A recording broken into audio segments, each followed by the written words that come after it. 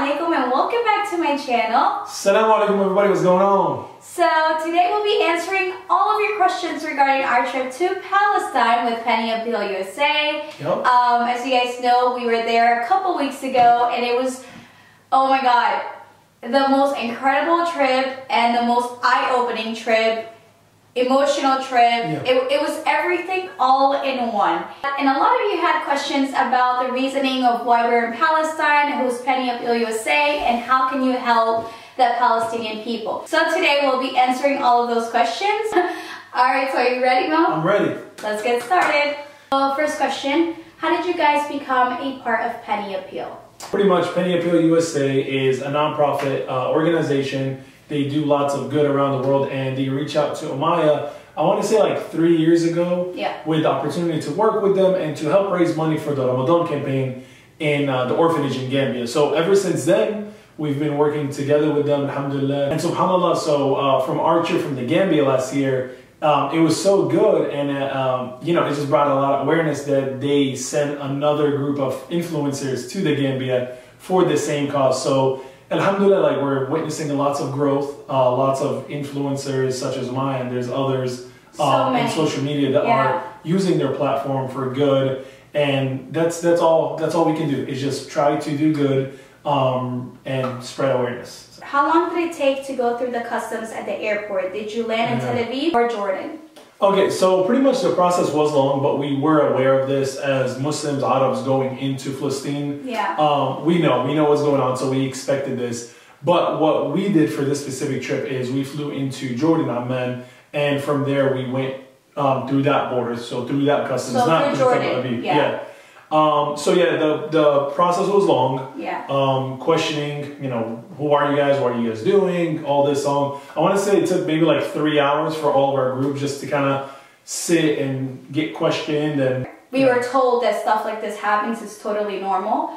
Some people stay in there for more than 3 hours, so we were probably lucky to be there for that amount of time. And we had a group, so we were all good. And let's just say from that point, we kind of knew that the whole trip there's going to be some limitations and stuff like that. So it was a first checkpoint of many, let's just say that. What were all the cities you guys went to? By the way, y'all are amazing. Thank you.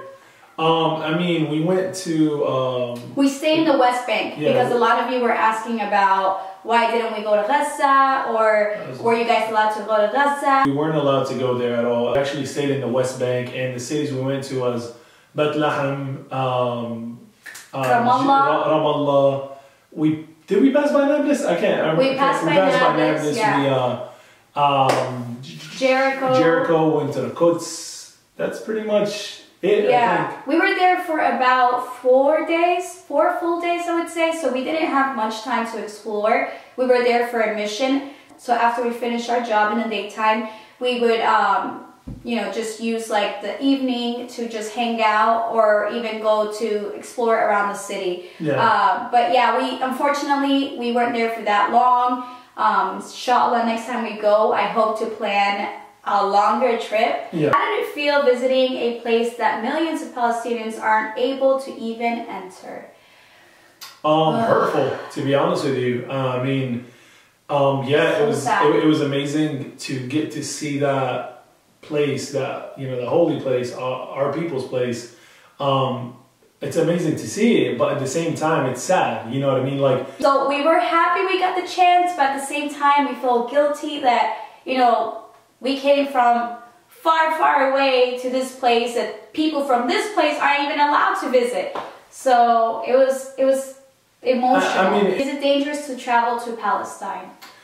I would say yes. The obvious answer is yes. Yeah, just because of stories that we heard and what goes on every day. Yeah, anything can happen. So just because we came from America and we came through a non-profit organization, that doesn't mean anything, especially to the people who are occupying Palestine.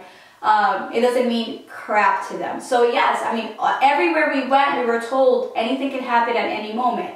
So is it dangerous? Yeah, but that's not going to stop us from completing our mission and spreading awareness of what's going on in Palestine.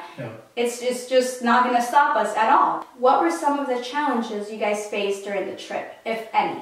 Okay, yeah, there was lots of challenges there.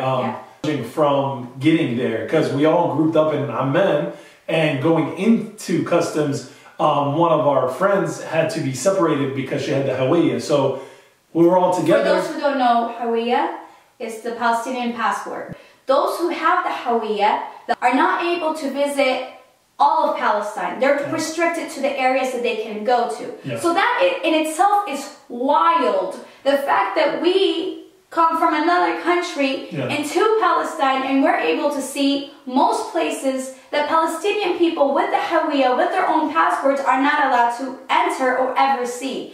So that in itself was such a challenge because we had to be separated. We stayed, most of the group, those who didn't have the Hawiyya, we stayed in Jerusalem. The couple that had the Hawiyya had to stay outside of Jerusalem because they're not allowed to go into Jerusalem. So that in itself was such a challenge that we had to stay in 2 different hotels. We had to have 2 different drivers. Transportation was difficult. And that's just going and that's just in our group, within our group. And then seeing the other challenges of what the Palestinian people go through. It was crazy. Yes. Just to go, to say we were there for work and to go to the different programs, one of the days they just had a checkpoint locked up for 30 minutes or 40 minutes, and the reason was just because they felt like it. So for example, that's a challenge that pushes us back in time. It's hard to stay on time and to do timely manner things because so many things are out of your control. Checkpoints on every other stop. It was challenging, and the most challenging thing was seeing how unfair things are, and you just can't do anything about it. Oh my God. I felt helpless being there. I know we went there for a reason, and it's, to make videos like the ones we're making now, to speak up about it. But you can be there and see so much crap happening, and you can't do anything, because if you do say something, your life can be taken away like that. They don't care. You see soldiers everywhere aiming at you.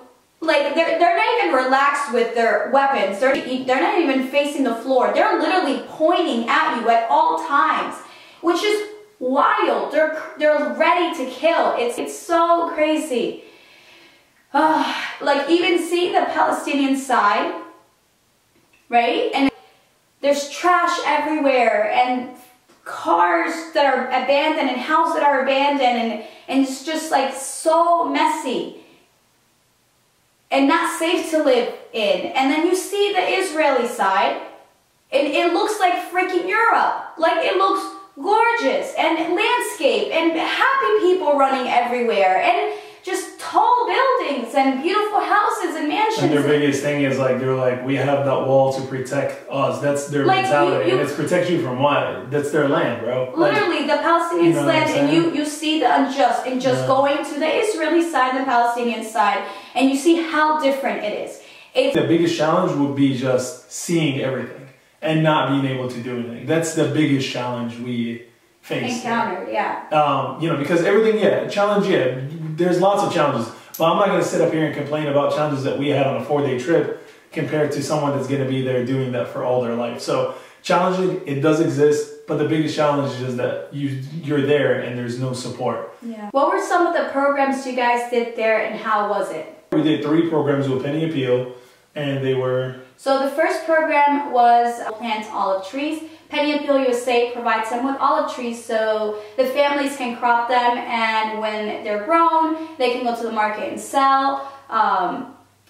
And that is one of the ways where Palestinian people can actually keep their land. Preserve their land. Preserve their land. The best way for them to preserve it is to actually work on the land. So that's what Penny Appeal does. So with the second program, Penny Appeal USA helps refugee women with the rooftop garden to help provide a sustainable income for their future. The third one is the Friends with the Blind Association. And that program, Penny Appeals USA, helps with sponsoring the children for medication, education, food, shelter in the school for the whole year. Every child has a cost. So what they're doing is we're trying to raise money to give these kids the support they need. By the way, these children are blind and hard of hearing. So the fact that it's incredible that Penny Appeal chose to help these children, because being a child in Palestine is hard.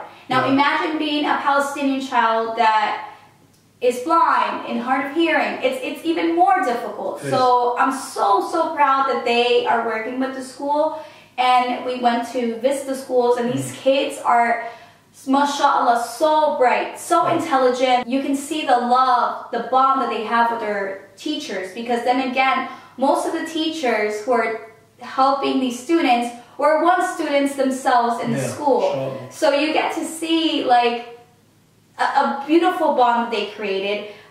These kids speak Arabic and English perfectly. And they know how to read English and Arabic. They know how to read English, Arabic with Braille. It was amazing. So the third program is the one that we chose to raise money for, inshallah, for this Ramadan. A lot of you guys were asking about the vlog. Yes, we have a vlog, but it will be released in Ramadan, inshallah. But I can't wait for you guys to see all the incredible programs. We'll be sharing everything soon, inshallah. So let's wrap this up, because I feel like this video is going to be super long. So the last question is, what was your favorite part of the whole trip and the best thing you ate there? Okay, well, the easy part, best thing I ate there was falafel. Same. The falafel was amazing. Hummus was great. Yeah. The other part was... What was your favorite part? Everything, man. Everything, being around the Palestinian people, praying at the masjids. Favorite part was definitely the whole experience. I mean, everywhere from... There's like not one specific thing, right? Nothing. Everything was amazing. Yeah. I think the fact that we went there for a reason, for a cause, is what made this trip extra special. Because we knew we were going there to make a difference. Even though it's a small difference, it still is a difference. So the fact that we were there for a purpose is what made the whole experience that much better, knowing that we're coming back to do the best we can to spread awareness about Penny Appeal's work in Palestine. So we hope that we answered the most important questions. As best as we could from our experience, at least. Inshallah, stay tuned for our vlog that will be coming out really soon. Ramadan is right around the corner. It's like 30 oh my God, like time is going by so fast. And I really hope, inshallah, I'm praying that you guys will be a part of our Ramadan campaign, inshallah, for us to raise money to help the blind and hard of hearing kids in Palestine, inshallah. Thank you guys so much for watching. I hope you enjoyed this video, and I'll see you next time. Salam. Assalamu alaikum, everybody.